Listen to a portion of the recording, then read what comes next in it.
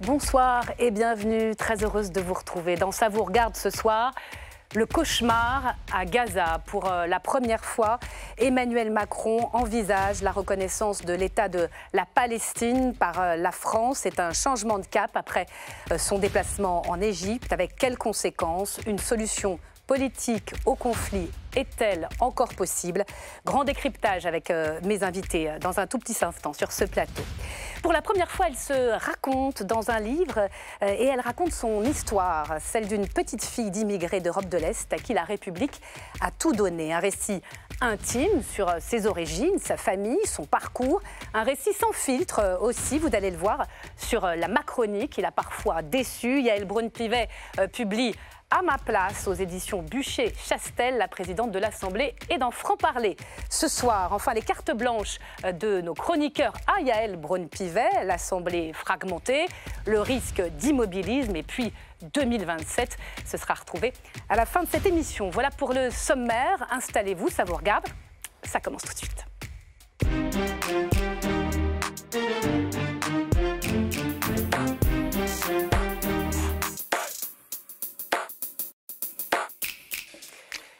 Jusqu'ici, la France était restée très prudente, engagée sur le terrain humanitaire, mais hésitante sur le plan politique. Face à la rupture de la trêve, la reprise des bombardements à Gaza, Emmanuel Macron a donc créé la surprise. Après sa tournée en Égypte, le président français a franchi un cap en annonçant la possible reconnaissance d'un État palestinien par notre pays, ce qui ferait d'ailleurs ce qui en ferait le principal pays occidental à sauter le pas. Alors pourquoi maintenant? Et surtout, qu'est-ce que ça peut changer très concrètement? Bonsoir Vincent Hugeux. Bonsoir Myriam. Merci d'être là, journaliste indépendant, essayiste et enseignant à Sciences Po. Bonsoir Ofer Bronstein. Bonsoir, bienvenue, président du Forum international pour la paix, chargé de mission par Emmanuel Macron pour le rapprochement israélo-palestinien. Et je rappelle que vous étiez le conseiller de l'ancien Premier ministre assassiné israélien, Yitzhak Rabin. Bonsoir David Chemla. Bonsoir. Ravi de vous accueillir. Vous êtes le secrétaire général du mouvement européen pour la paix, Call. Enfin, bonsoir Raphaël Pitti, à distance bonsoir. avec nous ce soir. Merci d'être avec nous. Médecin humanitaire, président fondateur de l'ONG Humanité, Solidarité, Médecine. Merci à tous les quatre. Un débat qui s'ouvre, comme chaque soir, avec un petit pincement au cœur particulier ce soir par Bruno Donnet.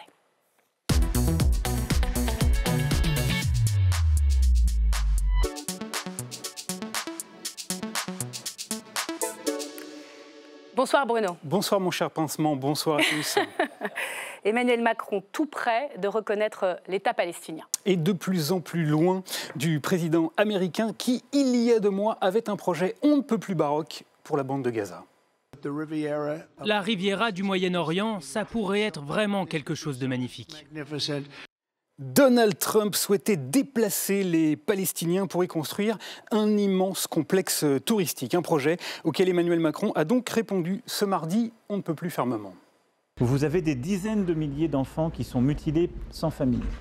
C'est ça dont on parle quand on parle de Gaza. C'est pas d'un projet immobilier. Car en dépit du cessez-le-feu annoncé le 15 janvier, Israël a choisi de rompre la trêve le 18 mars dernier. Depuis cette date, les frappes ont repris sur Gaza et d'après les chiffres communiqués par le ministère de la Santé de l'enclave, 1400 Palestiniens bouclés et affamés auraient péri sous les bombardements israéliens. La réalité, c'est que vous avez 2 millions de personnes qui sont enfermées. 2 millions.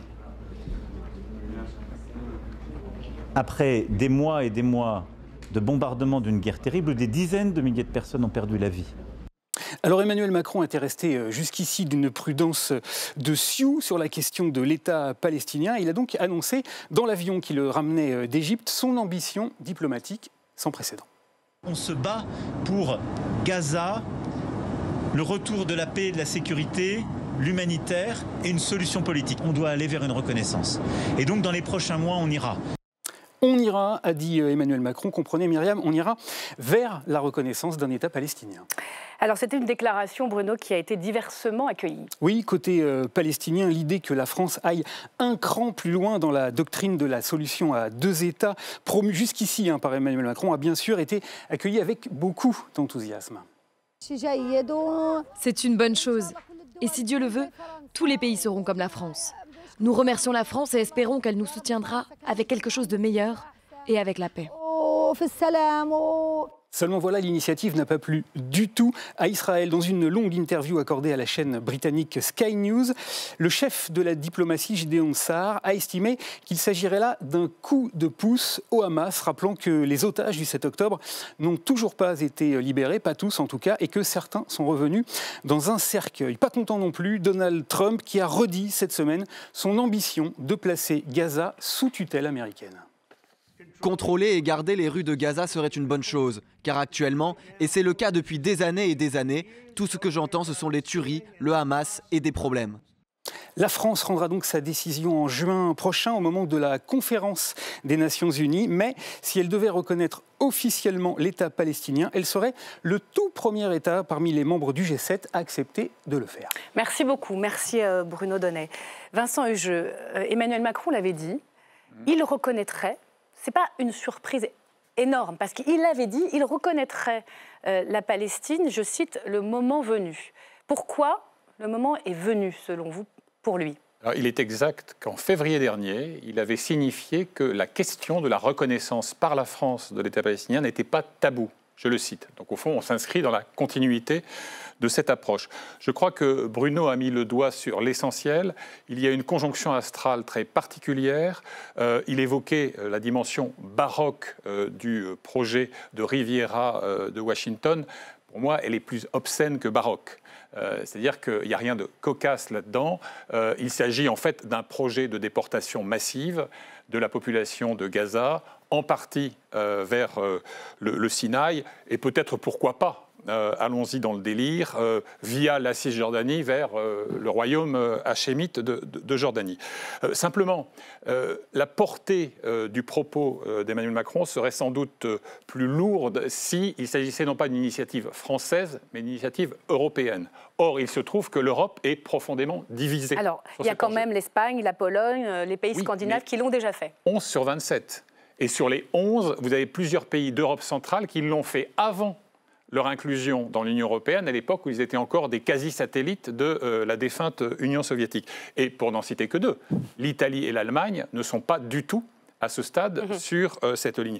Et donc, je m'arrête là-dessus à ce stade, si d'aventure, pour des raisons X ou Y, il n'y avait pas de passage à l'acte à l'affaire de cette conférence qui aura lieu à New York, sur la bannière onusienne avec Riyad, avec l'Arabie Saoudite, s'il n'y avait pas de passage à l'acte, la France, pour le coup, encourrait un procès en duplicité. Un dernier point quand même. Un procès en duplicité, ça voudrait dire que le silence de la France serait une forme de complicité de l'horreur à Gaza? Quand vous annoncez un projet de nature politique comme celui-là, que vous fixez une échéance, si vous faites machine arrière, évidemment, on vous demande des comptes. Et j'arrête vraiment là-dessus, mais c'est très important parce qu'il y a beaucoup de caricatures que l'on sent monter, y compris dans l'extrême droite française d'ailleurs depuis ce propos. Macron inscrit ça dans une dynamique. Alors on y vient. Qui suppose désarmement du Hamas, exfiltration de la plupart de ses cadres, sinon de la totalité de ses cadres, et une sorte de réciprocité pour les pays de la région qui n'ont pas encore, et ils sont nombreux, reconnu Israël. Alors, on y vient dans le détail. C'est vrai que le président français, Ofer Bronstein, parle d'un mouvement de reconnaissance réciproque. Ce sont ces mots, on vient de les entendre en vue de la conférence de New York en juin prochain sur la Palestine. J'imagine que vous étiez au courant. Expliquez-nous exactement dans quelle démarche il se situe. Est-ce qu'on est dans une démarche diplomatique? Est-ce qu'on est dans une démarche symbolique? Ce n'est pas du tout la même chose. Permettez-moi, Myriam, tout d'abord quelque chose de très personnel. Je vous souhaite un bon vent et beaucoup de chance dans vos nouvelles responsabilités. On ferme la parenthèse. On ferme la parenthèse. Non, c'est pas du tout symbolique. C'est plus que diplomatique. C'est politique. Et ce n'est pas uniquement une reconnaissance symbolique, on a reconnu et on passe à autre chose. Pas du tout. Elle est dans un contexte qui est beaucoup plus large. Moi, qui suis chargé de mission par lui déjà presque depuis 4 ans, je martèle depuis 4 ans, reconnaissez. Donc il y a une démarche qui est collective, il y a une dynamique qui est collective. Qu'est-ce que ça veut dire concrètement? Ça veut dire qu'il y a des pays en Europe, la France qui pourrait reconnaître, la France, mais en échange, il y a notamment l'Arabie Saoudite, Mohamed Ben Salman, qui reconnaîtrait l'existence d'Israël. C'est ça l'idée. La conférence du mois de juin, qui est le fruit de la visite du président à Riyad il y a quelques mois, et s'appelle la conférence des 2 États. elle dit bien ce que son objectif. Israël a très envie, le Premier ministre Netanyahou, dans le contexte des accords d'Abraham, de voir l'Arabie saoudite appartenir à ce club de gens qui reconnaissent, de pays qui reconnaissent Israël. Macron leur dit, voilà, pas seulement l'Arabie saoudite, mais à d'autres pays arabes. On va voir la carte dans un instant. Il y a d'autres pays arabes et musulmans qui vont. Vous pensez auquel? Alors on y vient. Allez, on va regarder cette carte parce que c'est vrai qu'on a toujours tendance à dire Israël est entouré de pays arabes qui ne reconnaissent pas cet État. C'est pas complètement vrai puisque on sait que la Jordanie et l'Égypte, bien évidemment, reconnaissent. Aujourd'hui le Maroc. Et aujourd'hui le Maroc avec les fameux accords de normalisation d'Abraham, les Émirats arabes unis. Bahreïn et le Soudan. Ceux qui sont en rouge, on va dire les satellites de l'Iran, la Syrie, le Liban, l'Iran ne reconnaissent pas. Si l'Arabie saoudite basculait, qu'est-ce que ça changerait? Ça change énormément la donne. Quoi précisément? Je vais vous dire. Tout d'abord, je pense que ça donnera envie au Qatar d'aller de l'avant. Pourquoi le Qatar, c'est important? Parce qu'il fait partie des pays du Golfe, parce que déjà les relations avec le Qatar sont des relations complexes. Je veux vous rappeler quelque chose. On n'est pas dans la nouveauté, on est dans un remake. En 1993, après les accords de paix historiques entre Yasser Arafat et le Premier ministre Yitzhak Rabin, une quantité de pays musulmans avaient reconnu l'État d'Israël. Il y avait des relations diplomatiques avec la Mauritanie, il y avait des bureaux d'intérêt en Tunisie, au Maroc, au Qatar, l'Arabie saoudite, dans les Émirats. Ça veut dire quoi reconnaître un État? Est-ce que c'est, encore une fois, symbolique? Dans quelles frontières? La France reconnaîtrait l'État de Palestine, dans quelles frontières? Je vais vous dire, ce que je propose au président depuis 4 ans maintenant, c'est de changer le paradigme. Le paradigme jusqu'à aujourd'hui était les Israéliens et les Palestiniens vont négocier. Au bout de ces négociations, il y aura un État palestinien avec des frontières sûres, etc. Ça, c'est un pari aujourd'hui audacieux de le dire. Oui, mais je dis, ça fait 35 ans qu'on a essayé ce truc, ça n'a pas marché. Donc aujourd'hui, on change de paradigme. On reconnaît l'État de Palestine et après, on aide les uns et les autres à se mettre autour de la table pour décider des problèmes qui sont... Avec la Cisjordanie, avec Jérusalem-Est. Bien sûr, avec Jérusalem-Est. Les frontières de 67. Les frontières. S'il y a une volonté politique, s'il y a un courage politique, il y a des solutions faciles. Bien. On entend votre optimisme. David Chemla, vous suivez ce conflit quotidiennement, et particulièrement la société civile israélienne. Évidemment, reconnaître cet État, c'est refuser que les Palestiniens ne disparaissent, parce qu'on voit dans quelle situation humanitaire ils sont ce soir, ils sont aujourd'hui. Benyamin Netanyahou est furieux. Et les Israéliens, qu'est-ce qu'ils en disent ? Les Israéliens sont divisés sur ce sujet comme sur d'autres, mais ce n'est pas le plus important pour eux. Ils sont encore dans cette situation de l'après 7 octobre, dans le traumatisme encore de cette guerre, des otages qui sont encore détenus, dont on espère la libération, et ils sont en lutte aussi, majoritairement, en tout cas plus que 70% de la population le manifeste dans les sondages, contre ce gouvernement à cause des projets de réforme judiciaire qui sont en train de remettre sur le devant de l'actualité. Donc c'est ça qui vraiment les c'est ça qui aujourd'hui les mobilise. La Cour suprême, et également, le chef des services secrets israéliens que Netanyahou veut limoger. Voilà, et effectivement, donc Netanyahou veut limoger le chef des services secrets. Cette décision a été rejetée par la Cour suprême qui dit que pour l'instant, il n'en a pas le pouvoir, parce qu'il n'a pas voté, etc. Donc, c'est ça le sujet. Par ailleurs, il y a de plus en plus de voix aussi qui demandent la fin de la guerre. Cette guerre dont les deux objectifs définis par le gouvernement étaient éradication du Hamas et libération des otages. Ils n'ont pas réussi à éradiquer le Hamas, parce que 18 mois après, il y a encore une force du Hamas qui sont effectives et qui se battent. Et les otages, la seule façon de les avoir libérés, c'était par des négociations. Donc la population en est consciente et demande d'arrêter ce conflit. Ces jours-ci, il y a eu une pétition signée par 1000 aviateurs et maintenant qui sont d'autres forces militaires réservistes qui vont dans ce sens pour demander au gouvernement d'arrêter la guerre.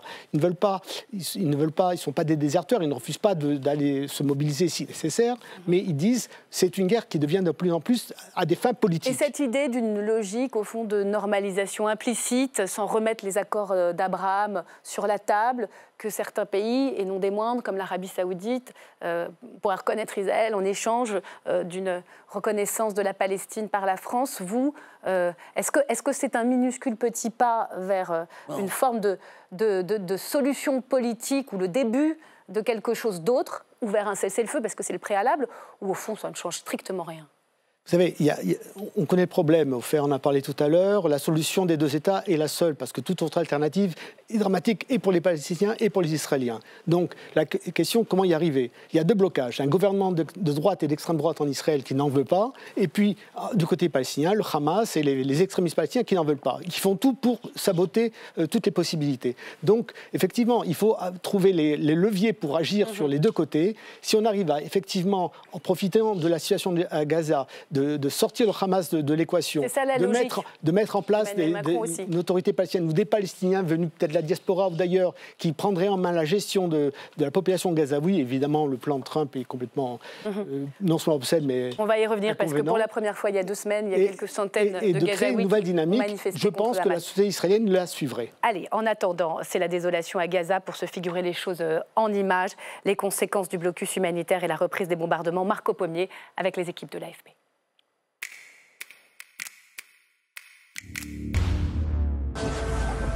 Une ambulance transportant des corps vers l'hôpital de Ranouniès. Après la dernière frappe israélienne survenue la nuit dernière dans le sud de la bande de Gaza. 10 morts, 10 membres d'une même famille, dont 7 enfants, selon la défense civile palestinienne. Au total, plus de 50 000 Gazaouis ont perdu la vie depuis le début de la guerre, le 7 octobre 2023. Des bombardements incessants et des habitants qui pleurent leurs proches. Nous sommes des innocents, des enfants qui n'ont rien fait de mal et des personnes âgées qui vivent dans des tentes. Pourtant, les Israéliens continuent de tirer des missiles sur nous. Tsahal a repris son offensive militaire mi-mars après 2 mois de trêve, imposant un blocus total au territoire. De quoi raviver le spectre de la famine pour 2,5 millions d'habitants. Ici, dans le nord de la bande de Gaza, des Palestiniens font la queue à un point de distribution d'aide de l'ONU. Il n'y a plus de farine, plus de boulangerie, plus rien.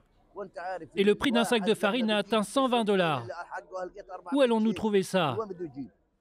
Nous souffrons beaucoup. Il n'y a pas de nourriture sur les marchés. Les légumes sont chers et les gens n'ont pas d'argent pour les acheter. La faim, la peur, survivre plutôt que vivre, dans un territoire totalement ravagé, avec des ruines à perte de vue. Et rebonsoir Raphaël Pitti, vous qui vous êtes rendu dans l'enclave palestinienne il y a quelques mois. Quelles sont précisément et concrètement les conséquences de ces 40 jours de blocus? L'État hébreu dit qu'il reste des stocks de médicaments et de nourriture. Peut-on les croire? Non, c'est faux. Non, totalement. Nous avons 7 centres de soins primaires à Gaza, répartis entre le nord et le sud. Et à l'heure actuelle où je vous parle, nous n'avons pratiquement plus de médicaments pour soigner la population. Au même temps, nous essayons de distribuer de l'eau potable. Nous en distribuons 17 000 litres à la fois dans le sud et dans le nord. Et bien, nous avons vraiment des difficultés d'approvisionnement puisque les Israéliens ont encore détruit une usine de désalinisation de l'eau. Et donc, nous avons un gros souci d'approvisionnement pour ce qui concerne l'eau potable à la population. Et donc, vous savez, j'entends bien la reconnaissance de l'État d'Israël, j'entends bien tout ça, mais ça ne répond pas à la question immédiate où il y a une population qui est maintenant terrorisée, au point que les bombardements ayant lieu surtout la nuit, les gens dorment sous leur tente, habillés, avec un sac à dos près d'eux pour pouvoir s'échapper éventuellement si tel était le cas, si la violence était à se rapprocher. Que vous disent vos contacts sur place concernant les enfants victimes, notamment? Oui, je disais, la question fondamentale, c'est le cessez-le-feu immédiat et le réapprovisionnement. Cette population, depuis 18 mois, elle est violentée, elle est martyrisée. Il y a une nécessité de réponse et d'action immédiate. La reconnaissance au mois de juin, de manière aléatoire, à condition que d'autres pays suivent, tout ça, c'est pour plus tard. Dans l'immédiat, arrêtez cette guerre, arrêtez ce bombardement, arrêtez de terroriser, arrêtez de tuer. Ça, Raphaël Pitti, les hôpitaux. La vraie réponse. Les hôpitaux dans Gaza, vous y étiez. Est-ce qu'ils fonctionnent encore? Et de quoi manque-t-il le plus? Il manque de tout. Nous sommes revenus à ce qui s'est passé tout à fait au début. Et avec maintenant beaucoup plus de problèmes parce qu'il y a moins d'hôpitaux, moins de possibilités de prise en charge de tous les blessés qui arrivent à l'hôpital. Et donc, on manque de moyens anesthésiques, on manque d'antibiotiques, on est dans une situation extrêmement difficile. J'aimerais que les gens puissent le comprendre. Déjà, en 2024, quand j'y étais au mois de janvier, j'ai vécu la pire expérience de ma vie sur le plan humanitaire en tant que médecin, c'est-à-dire le triage inversé, laisser mourir des gens parce que nous n'avions pas les moyens de les soigner. Merci, Et Raphaël donc, Pitti. aujourd'hui, ils sont dans cette situation-là de nouveau.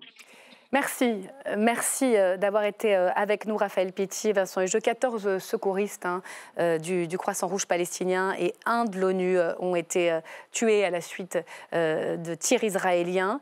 Plus aucun humanitaire ne peut rentrer aujourd'hui.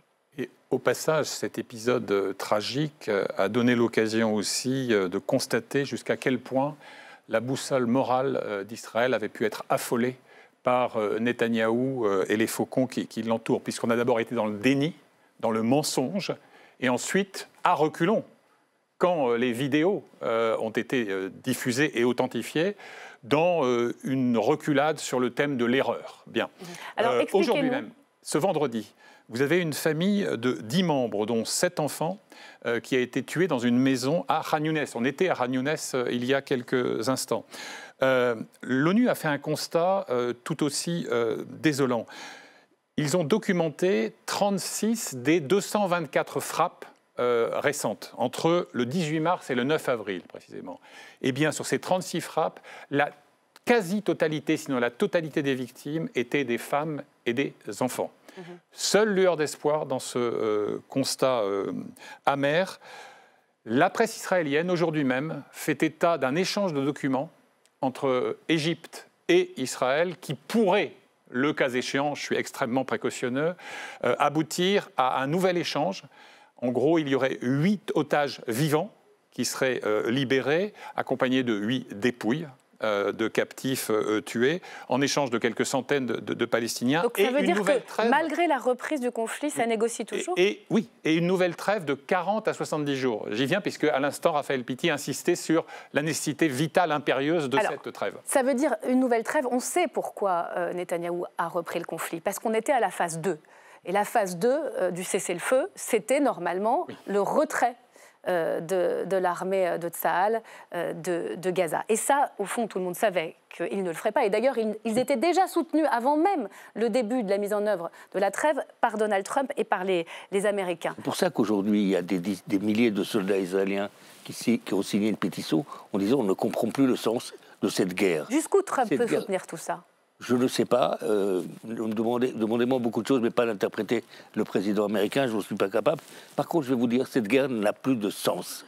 Elle ne permet pas le retour des otages à la maison, elle ne permet pas l'asphyxie du Hamas. Par contre, permettez-moi de vous donner quelques chiffres. Je vous en prie. Israël dépense 200 millions de shekels par jour dans cette guerre. Cette guerre qui dure déjà depuis presque 2 ans, c'est 60 milliards de shekels. Et la reconstruction de Gaza, elle est possible. C'est la seule façon de redonner espoir à ces enfants dont le président Macron a parlé, amputés, orphelins. Ces enfants-là, si on ne leur donne pas de l'espoir... Les leviers de pression de l'Europe, ils existent. C'est l'arrêt de... Oui. C'est l'arrêt de livraison d'armes, c'est quoi? Il y a quelques leviers. L'Europe et la France ne vendent pas d'armes à Israël. Donc moi, je ne pense pas, au contraire. Non, on ne vend pas. Israël en vend, mais eux n'en vendent presque pas. Des pièces de rechange, oui, mais pas d'armes. Je ne pense pas non plus que le boycott ou les pressions économiques sont la bonne chose. Au contraire, ils renforcent la droite et l'extrême droite dans leur posture. Tout le monde est contre nous, tout le monde est antisémite. Par contre, il y a des leviers économiques, il y a des leviers politiques. Israël ne peut pas... L'Europe a une force. L'Europe, c'est le principal marché d'Israël. Et je vais vous dire autre chose. L'Europe, c'est le principal donateur de l'autorité palestinienne. 50 milliards en l'espace de 25 ans pour que justement se crée un État palestinien. Moi, j'ai proposé au président Macron, si les Israéliens ne veulent pas aller de l'avant, d'arrêter l'aide aux Palestiniens. Il m'a dit, comment ça aux Palestiniens? J'ai dit oui. Si on arrête l'aide aux Palestiniens, il n'y a plus d'infirmiers, il n'y a plus de professeurs, il n'y a plus la situation sera invivable pour les Palestiniens. Mais ça obligera les Israéliens de prendre la relève. Vous êtes sûr? Vous savez qui fait un lobby à Bruxelles chaque année pour que les Palestiniens reçoivent de l'argent? C'est les Israéliens. C'est 20 milliards de dollars par an 20 milliards de dollars par an que le contribuable israélien ne veut pas payer pour les Palestiniens. Mais je ne veux pas qu'on en arrive là. Bon. Je pense que les Israéliens ont plus de choix. Ils vont reconnaître eux aussi l'État de Palestine. Vous avez encore un peu d'espoir. Oui. Vous êtes tous les deux, David Chemla notamment, des militants historiques de la paix. Franchement, ça fait quoi? Ça fait 35 ans maintenant. On a les cheveux blancs. En ce qui me concerne, ça fait plus de 50 ans. Tous les acteurs disent, plus de 50 ans, que c'est fini. Deux peuples, deux États, c'est fini. On peut encore y croire, franchement? Quelle alternative? Voilà, il n'y a pas d'alternative. Quelle autre alternative? Vous avez dans cette région, tout le monde le sait, à peu près 15 millions d'habitants, moitié-moitié. Les Israéliens ne partiront pas, les Palestiniens ne partiront pas. Il y a deux entités avec un attachement à un drapeau, à une culture, à une langue, et ils ne disparaîtront pas. Donc le seul moyen, c'est le partage. C'est un combat depuis l'origine mentioniste. Il y avait deux visions aussi, celle à laquelle nous nous sommes rattachés. C'est une vision qui permettait la création d'un État, et il aurait dû y avoir un État palestinien en 1947. Il a été refusé à l'époque par les Palestiniens. Rappelons-le quand même, hein, l'histoire, ils ont une part de responsabilité dans cette histoire. Ce n'est pas que Israël qui est responsable de leur situation. Maintenant, 77 ans bientôt après la création d'Israël, il faut trouver une solution, et la seule, c'est celle du partage en deux États. Je vais vous donner le mot de la fin, avec un petit peu d'émotion. Mon cher Vincent, à vous de conclure. C'est un privilège, en vous souhaitant bonne route. Merci à vous. Pour conclure ce débat. Quand vous songez, au regard de la profondeur historique qui vient d'être rappelée, qu'une partie de cette tragédie relève de calculs judiciaires et politiques d'un Premier ministre dont l'histoire retiendra qu'il aura été l'un des pires serviteurs de la cause du peuple juif, les bras vous en tombent. On s'arrête là. On s'arrête là. J'ai honte en tant qu'Israélien et en tant que Juif de ce qui se passe à Gaza. Allez, en tout cas, on voulait marquer le coup parce que c'est quand même un changement de pied important que la position française. Rendez-vous donc pour ce sommet en juin à New York pour voir s'il devient concret. Merci à vous et bonsoir Yaël Braun-Pivet.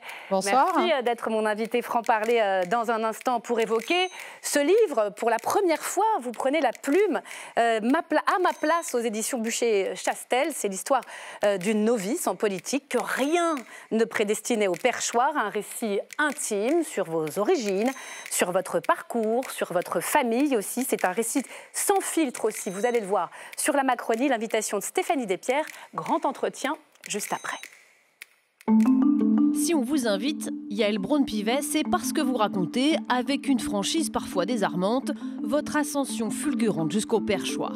Avocate, vous plongez dans le bain politique en 2017, dans le sillage d'Emmanuel Macron. Novice, vous êtes élu député des Yvelines. 5 ans plus tard, vous serez brièvement ministre. Dès 2017, au nez et à la barbe de parlementaires aguerris et contre l'avis de l'Élysée, vous raflez la présidence de la prestigieuse Commission des lois. En 2022, même histoire. Le 28 juin, vous devenez la première femme présidente de l'Assemblée nationale. Personne n'est entré dans cet hémicycle sans émotion, sans ressentir l'histoire dont ces murs sont empreints. Un symbole historique et une victoire de haute lutte, là encore contre l'avis de l'Élysée. Moins d'une heure avant votre désignation comme candidate par le groupe macroniste, la Première ministre vous met la pression. Yaël, ce n'est pas possible. Tu te rends compte que tu joues contre nous, contre le président et moi-même? Nous te demandons de démissionner immédiatement du gouvernement. J'attends ta lettre, maintenant. Votre livre raconte vos combats, l'aide à mourir, l'inscription de l'IVG dans la Constitution, la transparence, les droits du Parlement, la proportionnelle. Avec un maître mot, l'indépendance, la vôtre et celle de l'Assemblée nationale. Mais face à cet hémicycle tumultueux, tenir le perchoir n'est pas simple. Vous avez un rappel à l'ordre avec inscription au procès verbal jusqu'à saisine du bureau. C'est inadmissible. Dans votre livre, vous fustigez ces comportements. Les députés LFI revendiquent une nouvelle façon de faire de la politique, qui n'est rien d'autre qu'une façon de défaire nos institutions. Le nombre de fois dans l'hémicycle, je m'aperçois qu'il y a des moments, des perturbations qui viennent de son camp, de son bloc central, et elle ne regarde pas. Et aussitôt qu'elle entend un bruit de notre côté, elle se tourne. Je trouve que c'est vraiment exagéré. Et elle a eu tendance parfois à avoir une vision, notamment des sanctions à géométrie variable, avec beaucoup... une vision assez magnanime à l'égard de la gauche et l'extrême gauche. Elle a raison de rappeler les règles, c'est une fonction pas facile en ce moment. Et moi je trouve qu'elle fait bien le boulot. Ouais. Malgré cette atmosphère survoltée, malgré cet hémicycle morcelé, vous dites vous sentir aujourd'hui parfaitement à votre place au perchoir. Et merci d'être là, Yaël Braun-Pivet. Justement, revenons sur ce titre. À ma place. C'est drôle parce qu'il peut être étonnant. Vous n'avez cessé au fond de sortir de votre place pour en conquérir de nouvelles. C'est un peu ce que raconte ce livre. Vous refusez toute forme d'assignation et aujourd'hui, c'est à ma place, c'est à votre place. Ça veut dire quoi? Ça veut dire que peut-être même sans l'avoir imaginé, vous êtes à la place dont vous avez toujours rêvé? Non, ça veut dire surtout que la place qui est la vôtre est celle que vous choisissez. C'est vous qui construisez votre chemin et votre destin. Et votre place, c'est celle-là. Et ce n'est pas celle qu'on imagine pour vous, celle que d'autres imaginent pour vous. Et c'est, je crois, cela le message principal du livre, c'est qu'un destin se construise, un destin, ça se fabrique, en prenant des risques, on va le voir. En prenant des risques, et avec pas mal d'audace et de la persévérance. Et c'est aussi pour ça que j'ai mis ça en miroir avec les histoires familiales qui montrent que dans ma famille, les destins se sont construits. On va remonter le fil. Vous racontez vos origines. Votre livre s'ouvre sur une histoire républicaine, celle de votre grand-père, Kalman Braun, orphelin, juif, polonais, qui fuit son pays tout seul à 9 ans.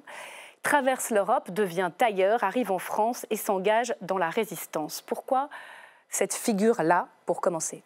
Déjà parce que je l'aimais beaucoup et que pour une petite fille, un grand-père, c'est sacré.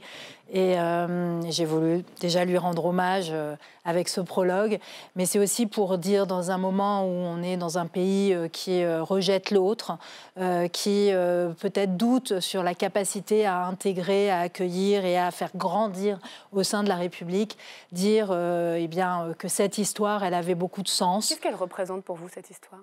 C'est une France qui est fidèle à ses valeurs, une France qui accueille cet immigré, qui le protège, cet immigré qui aussi donne tout pour la France, puisqu'il se bat pour elle et il est prêt à perdre la vie pour ce pays qui l'accueille et qui n'est pas encore le sien, puisqu'avant de rentrer dans la résistance, il s'engage dans la Légion étrangère, puisqu'il n'est pas français.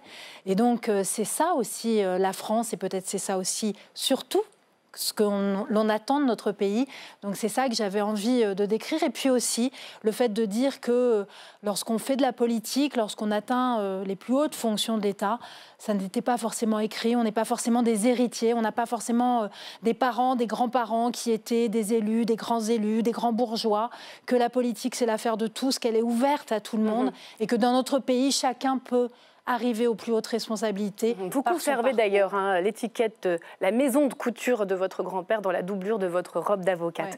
Ouais. Le jour où vous êtes élu au Perchoir en 2022, la première fois, on s'en souvient, votre mère est dans les tribunes de l'hémicycle, il y a même quelques images avec toute votre famille et l'on découvre sous votre plume dans ce livre qu'elle a été une enfant abandonnée, puis récupérée, battue par son beau-père, salement amochée, plusieurs fois.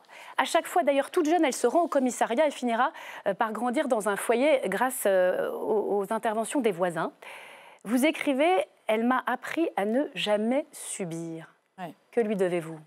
Ça, justement, cette force, cette capacité à tenir, à résister, à ne jamais me plaindre. Ma mère, quand j'étais enfant, je n'avais pas le droit de me plaindre, je n'avais pas le droit d'être malade, je n'avais pas le droit d'être fatiguée. Voilà, elle était toujours, voilà, c'est rien ce que tu vis par rapport à ce que j'ai vécu. Et donc, elle aurait pu vous embarquer dans une forme de dépression, de grande tristesse. Elle l'a jamais été parce qu'en fait, ma mère, et c'est ça qu'elle m'a appris, c'est que quand elle a coupé les ponts pour se débarrasser en fait de tout ce malheur et de toute cette noirceur dans laquelle elle avait grandi. Et elle a voulu, elle m'a montré que justement il fallait être fort et qu'il fallait être capable d'avancer, de ne pas subir et de se construire son propre chemin.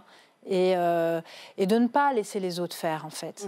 Alors justement, c'est étonnant parce qu'on parle d'audace, on parle d'une certaine forme aussi de prise de risque sans forcément connaître la suite. Parfois, vos prises de risque, elles sont complètement à rebours de l'ère du temps des femmes de votre génération. Vous quittez le cabinet prestigieux d'avocats dans lequel vous travaillez à l'époque pour suivre votre mari au Japon et à Taïwan. Et vous allez faire 5 enfants en 9 ans.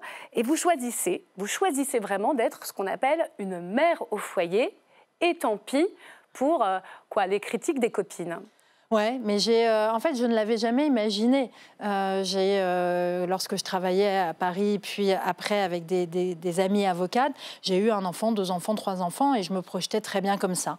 Et puis, à un moment donné, c'était trop. Le moment est venu de partir avec mon époux, et on a eu d'autres enfants, et je me suis accomplie comme jamais en étant mère de famille nombreuse, en pouvant m'occuper de mes enfants, les voyant grandir, et en permettant aussi à mon mari de poursuivre ses rêves de carrière à l'étranger. Et donc, c'était une période, une grande parenthèse, mais qui m'a permis de construire cette famille très solidement. Et pour moi, c'est extrêmement important parce que voilà, c'est l'essentiel, en fait. Et il ne faut jamais perdre dans la vie ce qui est l'essentiel. Et on a parfois tendance à l'oublier, surtout quand on peut mener des carrières qui sont prestigieuses. Et pour autant, aujourd'hui, ça reste mon essentiel. D'ailleurs, vous n'habitez pas à l'hôtel de la Sey et vous expliquez pourquoi. Le goût de l'engagement, on le découvre aussi. Vous revenez d'Asie et vous envoyez un mail au Resto du Cœur pour devenir bénévole. Alors, la coup de bol, il cherche une juriste. Vous finirez même à la tête du centre de Sartrouville. Ouais. C'est des années, c'est vrai qu'on savait dans les portraits de presse que vous étiez passé par les Restos du Cœur, mais là, on vous découvre vraiment tous azimuts. Vous allez partout, vous changez les meubles, vous investissez beaucoup. C'est quel souvenir? Racontez-nous quelques anecdotes de ces années-là. J'ai adoré ces années parce qu'on y sent une énergie incroyable. En fait, c'est des hommes et des femmes qui viennent donner du temps, qui viennent donner leur énergie pour une cause qui les dépasse et qui ne s'attardent pas sur des choses futiles ou superflues parce que l'important est ailleurs. Donc j'ai appris ça, j'ai appris évidemment le fait, mais ça je le savais, c'est dans ma personnalité, j'ai toujours l'œil à tout et il y a rien qui ne mérite pas d'être fait. Donc effectivement, trier des yaourts, s'occuper des meubles, prendre un pinceau pour peindre, aller trier les salades à la ramasse à 7 heures, rien ne me gêne. Moi, à partir du moment où c'est utile, c'est bien. Et encore aujourd'hui, je continue à faire tous les ans les collectes. Je vais tous les ans passer un après-midi à faire le service dans mon centre des Restos du Cœur. Et en fait, les gens me retrouvent comme ils m'ont quitté et c'est toujours des très beaux moments. D'ailleurs, vous assumez d'écrire dans ce livre que certaines phrases d'Emmanuel Macron ne passent toujours pas, notamment cette expression du président sur ceux qui ne sont rien. Je vous cite, « Mes grands-parents n'avaient rien, nous ne sommes pas une famille d'héritiers », vous le disiez encore il y a un instant. Ils ont travaillé, ils ont réussi leur vie, même s'ils n'étaient pas riches, ils n'ont jamais été rien. Les bénéficiaires des Restos du Cœur que j'accueille ne sont pas rien, personne n'est rien. À bon entendeur, M. Macron. Mais je crois qu'il a reconnu que son expression était extrêmement malheureuse et qu'elle avait heurté. Mais oui, parce qu'elle m'a heurté comme elle a heurté des millions de Français. Et je pense qu'il s'est vraiment mal exprimé et qu'il en a conscience. Et vous savez, quand on est responsable politique, c'est vrai que par la parole, on peut blesser, on peut faire mal. Et l'important, c'est de le reconnaître. Et je crois qu'il l'avait reconnu. Et c'est bien, il faut reconnaître parfois qu'on fait une bêtise. Alors justement, les premiers contacts en Macronie sont frais, c'est plein de naïveté. Vous utilisez le mot dans le livre, que vous portez votre candidature aux législatives, vous l'emportez contre Jacques Millard dans les Yvelines. Alors là, on est vraiment sur la figure de l'ancien monde. C'est toujours très enthousiaste que vous arrivez à l'Assemblée et que vous pitchez votre candidature pour la commission des lois. Et là, c'est la douche froide. La Macronie va tout faire pour vous débrancher. J'imagine que il vous parle depuis la publication de ce livre. Est-ce qu'il regrette cette manière qu'ils ont eue d'essayer de vous écarter parce que vous ne faisiez pas partie du sérail? Je ne crois pas qu'ils le regrettent. Je ne sais pas. Après, je me dis que j'essaye de me mettre à leur place en me disant mais ils voient débarquer une inconnue qui n'a aucune expérience et peut-être que c'est effrayant et je les comprends quand on est responsable politique. Ça peut être effrayant. Après, on a beaucoup parlé de Stéphane Séjourné, on n'y revient pas, c'était dans le sujet de Stéphanie Despierres. Elisabeth Borne, quand même, au moment du perchoir. En fait, qui se permet d'essayer de vous faire renoncer. Je les ai montrés, j'en ai parlé, non pas pour incriminer les uns et les autres, c'est pas mon propos, mais c'est surtout pour montrer que, et dire aux gens, en fait, rien n'est acquis, rien ne vous est donné. Il faut aller chercher les choses. N'attendez pas qu'on vous offre une fonction, un poste, quelque chose sur un plateau. eh bien, il faut se battre. Et c'est ce que j'ai fait. Je me suis battue. Vous le racontez. Et en même temps, à chaque fois... Il y a eu des boules puantes, il y a eu du sexisme. Vous racontez tout ça, le procès en amateurisme. Mais quand vous dites il faut se battre, quand vous êtes arrivé à l'Assemblée nationale en 2017, Yaël Braun-Pivet, vous incarniez ce qu'on appelle la promesse macronienne, le dépassement, le renouvellement par la société civile. Aujourd'hui, la défiance est immense. Les Français le disent, ils sont quasiment dégoûtés, hein, c'est les mots qui reviennent par leur politique. Qu'est-ce que vous avez raté dans cette initiative d'Emmanuel Macron En Marche? C'est difficile d'analyser ce qu'on n'a pas réussi, mais en tout cas, ce qui est sûr, c'est que c'est une des raisons pour lesquelles j'ai fait ce livre. Parce que les Français ont une image de leur politique horrible. Et je voulais, par ce livre, leur raconter que les politiques, c'était pas ça, que les politiques, c'était des hommes et des femmes comme tout le monde, mais qui avaient un désir très sincère de s'engager pour les servir, que nous n'étions pas intéressés par les ors de la République ou pour les avantages que ça pourrait procurer dans des fantasmes, que nous avions nos vies. Donc on peut retisser ce lien malgré la défiance. Je crois qu'il faut en tout cas, il ne faut jamais renoncer à le retisser. Et c'est pour ça que je me suis livrée pour que les Français voient qu'au plus haut niveau de l'État, les responsables sont exactement comme eux, avec aussi leur fragilité, leurs douleurs, leurs difficultés, et qu'il ne faut pas les accabler. Ce qui est drôle, finalement, c'est que parce que vous ne faites pas partie du sérail, du premier cercle macroniste, eh bien, vous gagnez. Qu'est-ce que ça vous inspire? Le perchoir, c'est vraiment le cas d'école. On est en 2022. À chaque fois, au fond, vous arrachez une victoire sur, là, en l'occurrence, Roland Lescure, qui était le candidat de l'Élysée, parce que vous n'êtes pas justement la candidate de l'Élysée. Qu'est-ce que ça dit, ça, au fond, de cette famille des marcheurs d'hier et d'aujourd'hui? Que justement, ce n'était pas des godillots, qu'au contraire, ils avaient leur libre pensée, leur capacité à décider eux-mêmes, et qu'ils qu'il y avait un petit peu trop de verticalité, de verrouillage. En tout cas, c'est ce qui m'a fait plaisir dans le parcours politique que j'ai eu depuis 2017, c'est que toutes les fonctions que j'ai occupées ont été des fonctions où j'ai été élue, sauf lorsque j'ai été nommée ministre des Outre-mer, et j'ai eu l'immense honneur d'être réélue présidente en 2024 alors qu'on n'avait plus du tout de majorité. Justement. Donc ça dit quelque chose et ça donne beaucoup de force et beaucoup de légitimité.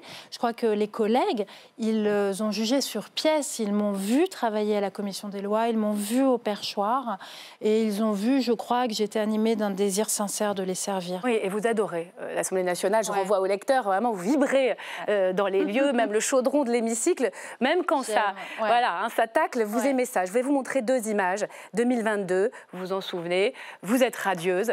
C'est l'arrivée d'une première femme dans notre histoire politique à la tête de l'Assemblée nationale 2024. On le voit, hein, vous êtes beaucoup plus grave. Et c'est d'un cheveu que vous êtes réélu dans cet hémicycle ô combien fragmenté. Qu'est-ce qui a changé? Mais ce qui montre aussi, c'est rigolo, c'est qu'en 2022, je sais que je vais être élue. Donc je suis maquillée, je suis coiffée. 2024, je ne sais pas. Donc j'ai fait l'inverse. Ma famille n'est pas là, je ne suis pas maquillée, je ne suis pas coiffée particulièrement. Mais politiquement, en 2 ans. J'ai même pas de discours parce que je ne suis pas sûre de cette victoire.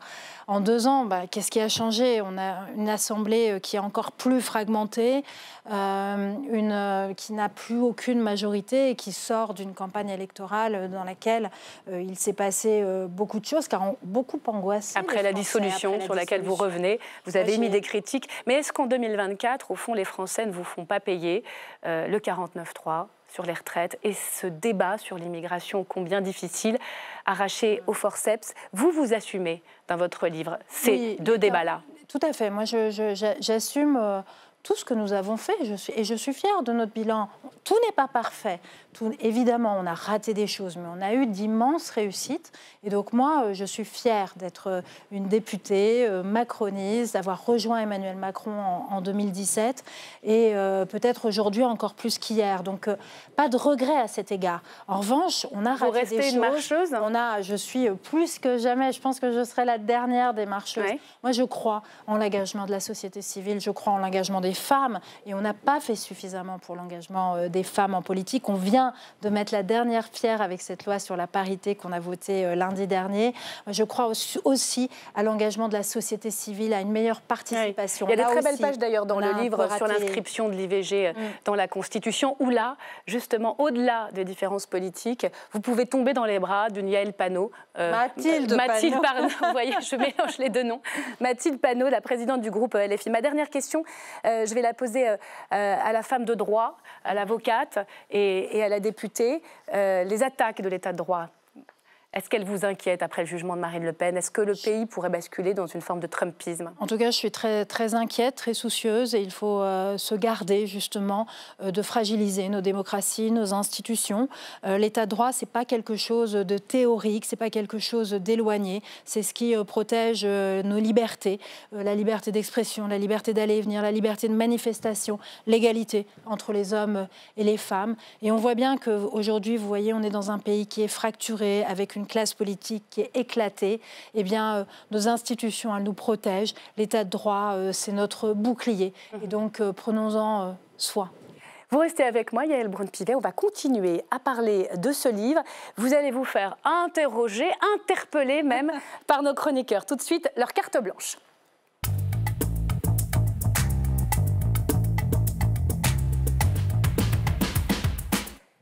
Et on accueille avec un grand plaisir Mariette Darigrand, sémiologue et essayiste, Bertrand Perrier, avocat spécialiste des arts de la parole, et Elsa Mondingava, ma consoeur de la chaîne parlementaire. Bienvenue et merci à tous les trois. On va commencer avec vous. Mariette, vous avez lu attentivement À ma place de Yaël Braun-Pivet et sans surprise, c'est un mot, la sémiologue que vous êtes, qui a sauté à vos yeux. Ah oui, c'est le mot qui est partout, qui est sur le titre, qui commence le livre et qui le termine. C'est le dernier mot du livre. Et on l'a à chaque chapitre. Donc c'est un mot récurrent qui scande, qui donne son rythme au livre. Alors ça m'a beaucoup intéressée parce que sur un plan, disons, littéraire, quand il est question de place dans les récits, c'est de deux façons. Il y a un premier récit où la place, elle est au bout du chemin. C'est le voyage. Et donc, le héros ou l'héroïne dit j'étais pas à ma place, mais là, je l'ai trouvé, etc. Ou retrouvé comme Ulysse. C'est le but. Et puis, il y a le deuxième type de récit où c'est le contraire. La place, c'est l'origine. C'est ce de quoi on part. Et c'est les récits, à ce moment-là, d'émancipation, de libération. Ce serait un peu premier modèle, Tesson, et il se retrouve dans les forêts de Sibérie, c'est enfin sa place. Deuxième modèle, c'est Annie Ernaux, transfuge de classe. Eh bien, vous, non, c'est pas du tout ça. J'ai cherché, je me suis dit, de quel récit?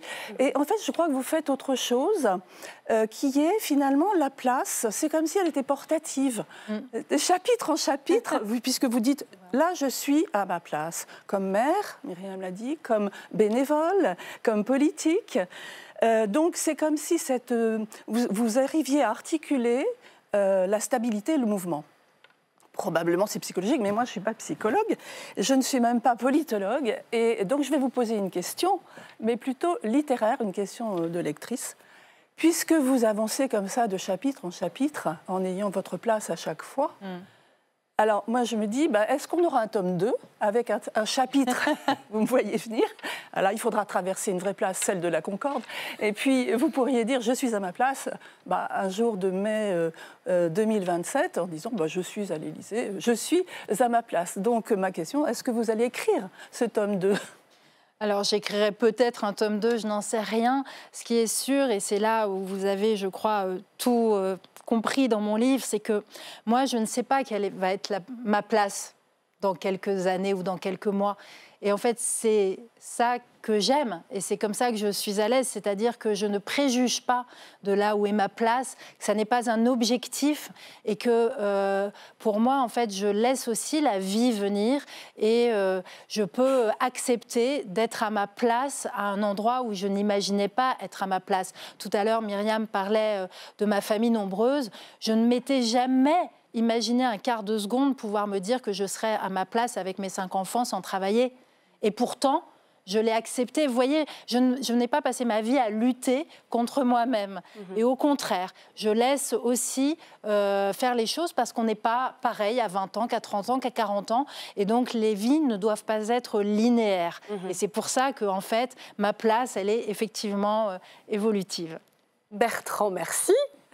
On s'arrête là? Un tout petit mot rapide? Le petit mot, il me semble que vous avez un joker, c'est votre grand-père. Et c'est très très beau, comme à la fin, vous dites, en France, il a trouvé sa place. Exactement. Et il a pu vivre une vie paisible. Votre vie n'est peut-être pas paisible, mais je crois que ce modèle-là, il innerve aussi tout. En tout cas, il y a une inscription. C'est très beau, ça. Dans l'ordre des générations. Alors, Bertrand, vous vouliez parler de la fièvre du discours. Oui, parce que depuis votre place, en tout cas votre place actuelle, en surplomb de l'hémicycle, vous êtes actrice, mais aussi observatrice de l'évolution des débats à l'Assemblée nationale. Et je voulais revenir avec vous et avoir votre regard sur une étude qui est parue au début de cette année 2025, qui a analysé par l'intelligence artificielle 2 millions de discours faits à l'Assemblée nationale entre 2007 et 2024. Et il en ressort 4 tendances que je vais résumer très rapidement, sur lesquelles je voudrais votre analyse. La première tendance, c'est l'évolution de la durée des interventions. Les interventions au début de la période faisaient 250 mots, maintenant 150 mots, c'est-à-dire grosso modo 1 minute. La deuxième tendance, c'est la multiplication des invectives, plus 25%, et des interruptions, 3 fois plus que depuis 2007. Troisième tendance, c'est l'objet de la prise de parole, qui n'est plus de défendre son idée, mais d'attaquer celle des autres. Et les sémiologues, comme Mariette Darry-Grand, ont objectivé que l'objet des interventions avait changé. Et puis, la quatrième tendance, qui me paraît vraiment une tendance passionnante, c'est le rapport dans le discours entre le lexique rationnel et le récit émotionnel, entre ce qui relève de la raison et du sentiment. Eh bien, à l'origine de la période, 2007, c'est pas si vieux, les discours émotionnels, c'était 20%. Aujourd'hui, c'est 40% et même 50% chez les députés LFI. Donc la moitié presque des discours ont totalement occulté la raison pour être sur le terrain de l'émotion. Et donc on a un peu l'impression d'une Assemblée nationale éruptive qui est presque irrationnelle, qui relève presque plus de TikTok et des codes des réseaux sociaux que des codes du débat parlementaire. On peut évidemment le regretter, j'imagine que c'est votre cas, mais la question c'est que faire demain pour que les députés, vous le dites dans votre livre, la plupart des courriers que vous recevez, c'est « on n'en peut plus de ça ». D'où que faire pour que les députés aient plus envie de se parler que de se filmer? De se parler et de se convaincre, puisque l'idée pour un député, c'est de porter une idée, une proposition dans l'hémicycle et d'emporter l'adhésion des autres parlementaires. Et c'est vrai que ça n'est plus le cas aujourd'hui, mais vous avez très bien analysé les choses. On voit bien qu'il y a l'émergence des réseaux sociaux d'une part, qui fait que les discours sont raccourcis, plus punchy finalement pour être exploités sur les réseaux. Et puis, il y a quand même des radicalités qui sont rentrées dans l'hémicycle qui n'existaient pas avant et qui, justement, génèrent ces confrontations verbales qui sont plus agressives, en fait, qu'avant. Il y a quelque chose à faire ou il n'y a rien à faire contre ça? En fait, c'est difficile parce que c'est un tutu personné. En fait, c'est vraiment dû à la classe politique. Peut-être donc c'est difficile de lutter contre. En revanche, on est toujours admiratif lorsqu'on entend une belle intervention, un beau discours. Allez. Et il est remarqué. La parole à Elsa Mondagava, qui va devoir se presser un peu pour qu'on soit dans les temps. Pardon, Elsa. Vous voulez nous parler de cette assemblée qui, parfois, a un peu du mal à savoir où elle va? Exactement. Alors, il a fallu passer, depuis 2024, un budget. Ça a pris beaucoup plus de temps que d'habitude. Ça a coûté un gouvernement. Et puis, depuis 2024, et cette assemblée en 3 blocs, elle cherche un mode de fonctionnement. Les députés ont parfois le sentiment de passer un peu du coq à l'âne. On commence un texte, après on en vote un autre. Et puis ensuite, les textes sont inscrits, retirés. Et puis, parfois, les députés, ils arrivent à légiférer. Je vais vous citer différents textes adoptés ces derniers jours ou qui vont être examinés dans les prochaines semaines. Proposition de loi contre les déserts médicaux, proposition de loi pour modifier la définition pénale du viol, proposition de loi de lutte contre le narcotrafic, proposition de loi Paris-Lyon-Marseille, proposition de loi fin de vie. Vous me voyez venir. Le point commun. Proposition de loi, on rappelle, proposition de loi, c'est quand ça vient des parlementaires, projet de loi quand ça vient du gouvernement. Alors vous le défendez, le travail parlementaire, surtout quand il est transpartisan. Ouais. Est-ce que le gouvernement a trouvé là la bonne méthode ou est-ce que c'est parce que finalement, il n'a pas de projet de loi à proposer aux députés? Allez, en un petit mot. Yaël Braun-Pivet.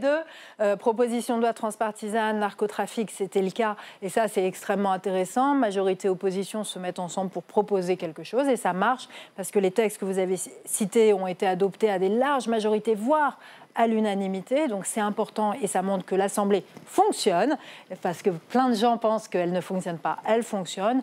C'est vrai qu'après, pour les projets de loi, on en a un peu moins et donc on attend, on espère qu'il y aura des grands projets de loi qui nous seront soumis parce que cette Assemblée, elle est prête à travailler, elle est prête à légiférer. Ces propositions de loi le montrent. Elle avance, elle ne fait pas du surplace. Non, elle ne fait pas du surplace. Bon, allez, on va suivre ça et on vous surveillera ici ou ailleurs. Merci, mes amis, les affranchis. Merci, Elsa. Merci, Yaël Braun-Pivet. À ma place, c'est donc à lire aux éditions Buchet-Chastel. Je vais prendre quelques instants, vous l'avez compris, parce que je voudrais vous remercier. Remercier d'abord mes téléspectateurs, chers téléspectateurs, merci beaucoup. Merci de m'avoir suivi. C'était ma dernière émission. Alors, je vais prendre une grosse inspiration parce que je veux aller jusqu'au bout. C'était ma dernière émission ce soir. LCP m'a accueillie il y a 6 ans. Avec beaucoup de bienveillance, c'est rare la bienveillance, et Marie-Hère, en sait quelque chose. Bertrand Delay et Emmanuel Kessler m'ont fait confiance pour inventer un nouveau Savourgarde, exigeant et vivant, je l'espère. Merci pour la liberté, merci à mon équipe. Vous allez énormément me manquer. Fanny Saliou, ma chef d'édition, merci Fanny pour ta rigueur et pour nos débats endiablés. Merci Charlotte Barbaza, ma programmatrice. Merci pour tes lumières, Charlotte, et pour ton attention infinie aux autres. Merci à Aude Moracchini, ma rédactrice en chef impériale. Nous te devons, Aude, de nous avoir insufflé la douceur et la sérénité qui nous manquaient. Merci, et là je vais reprendre mes notes, à l'indispensable Samuel Boyer. Merci à la talentueuse Pauline pour ses magnifiques infographies. Merci à tous les visages de l'émission, les excellents, les excellentes, Elsa Mondingava, Valérie Brochard, Stéphanie Despierres, Maïté Frémont, mais aussi les excellents Marco Pommier, Thibaut Enoch, Clément Perrault, mon Bruno Donnet, que je ne saurais oublier, toujours partant pour des récaps, pour des sujets et pour des chroniques. Merci à tous les journalistes de la rédaction que je ne peux pas tous citer. La production, bien sûr, la régie, Jean C. et Christophe, mes 2 piliers. Prenez soin de vous et prenez bien soin de cette émission. Et puis un grand merci à Delphine Guédard, qui m'a fait confiance. C'est elle qui est venue me chercher à la toute première, il y a 6 ans, la directrice de la rédaction d'LCP. C'est un peu long, mais vous l'avez compris, LCP, c'est une petite famille extrêmement attachante, une chaîne passionnante à laquelle je crois beaucoup. Je pars pour de nouvelles aventures audiovisuelles. J'espère vous retrouver un peu partout ailleurs. Je vous dirai plus tard. Mais évidemment, je vais vous regarder. C'est Clément Méric qui reprend les rênes à partir du 29 avril. Gage de succès. Très belle soirée. Bravo à vous. Merci à vous.